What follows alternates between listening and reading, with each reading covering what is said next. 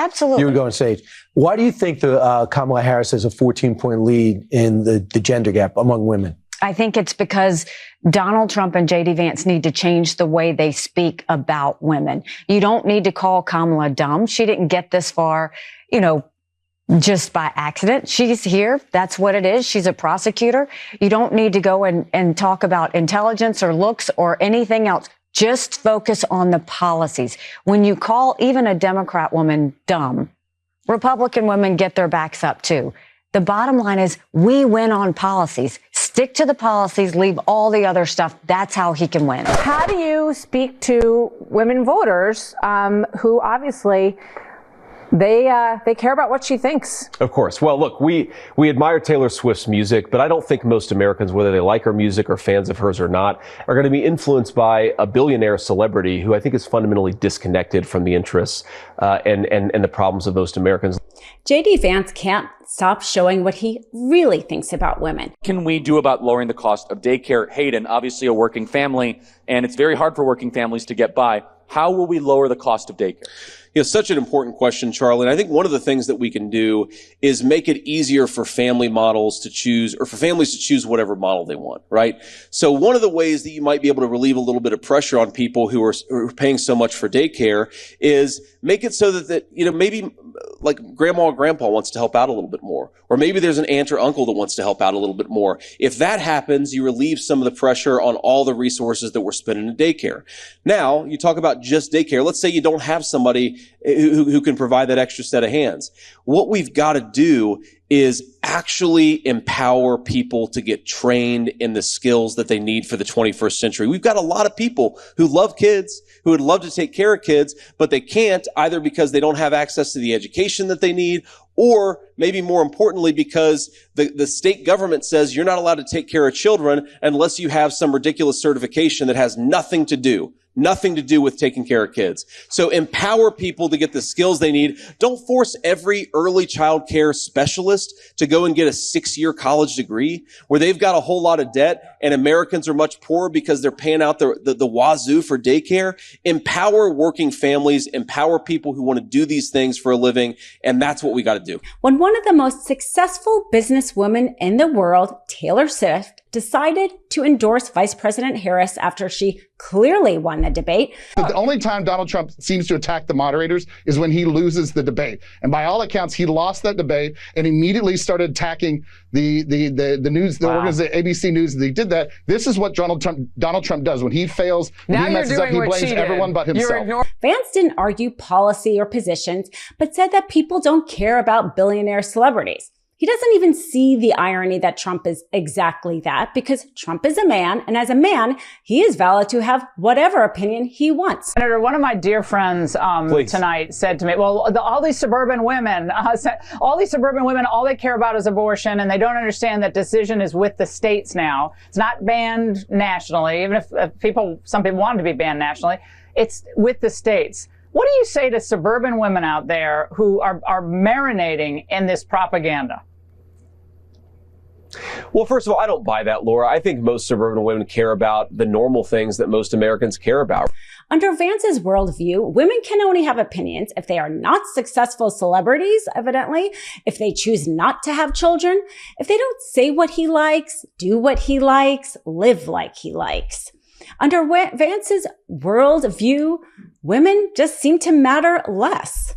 We're effectively run in this country via the Democrats, via our corporate oligarchs, by a bunch of childless cat ladies who are miserable at their own lives and the choices that they've made. And so they want to make the rest of the country miserable too. If you look at Kamala Harris, Pete Buttigieg, AOC, the entire future of the Democrats is controlled by people without children. And how does it make any sense that we've turned our country over to people who don't really have a direct stake in it? You go on Twitter and almost always the people who are most deranged and most psychotic are people who don't have kids at home. So many of the leaders of the left, and I hate to be so personal about this, but they're people without kids trying to brainwash the minds of our children. Randy Weingarten, who's the head of the most powerful teaching union in the country, she doesn't have a single child. If she wants to brainwash and destroy the minds of children, she should have some of her own and leave ours the hell alone.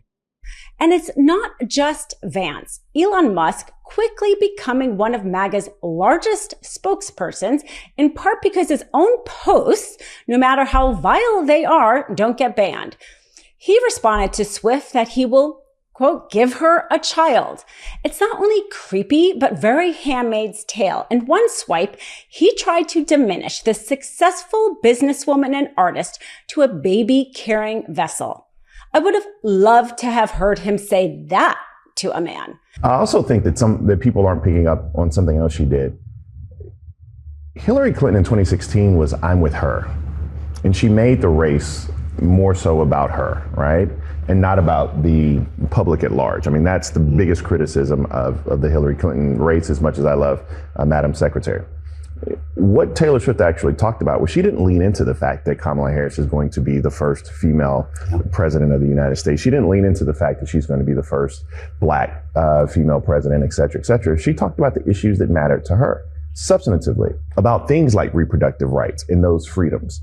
And so I think we're in such a permission structure as a community, as voters. I think it gave other women permission to say, look, you know what? I'm standing on these issues. I'm standing on them loudly and proudly the same way Taylor Swift did.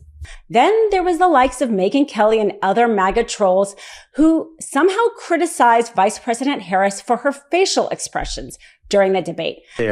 And then showing them in a different light.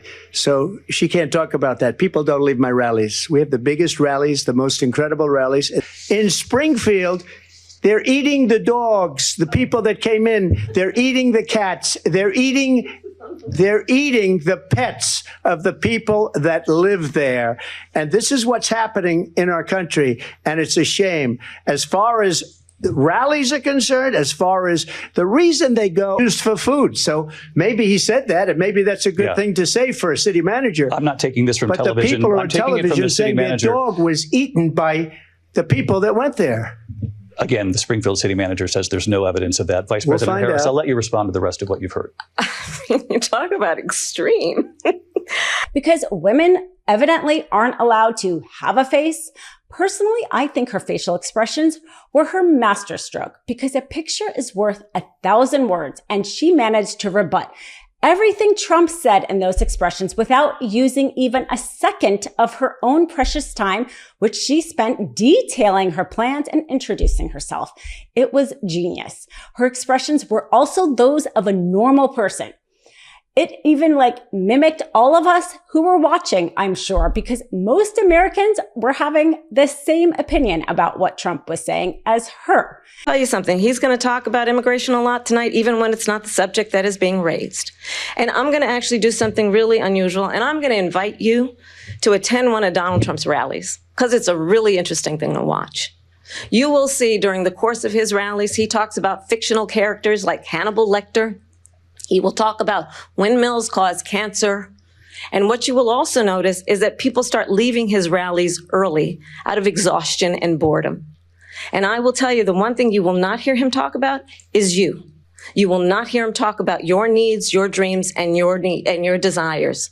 And I'll tell you, I believe you deserve a president who actually puts you first, and I pledge to you that I will. It was a breath of fresh air. But when you can't criticize women for their qualifications or their intelligence, then criticizing them for their looks is the oldest playbook in the world. Love this video? Make sure you stay up to date on the latest breaking news and all things Midas by signing up to the MeidasTouch newsletter at MeidasTouch.com/newsletter.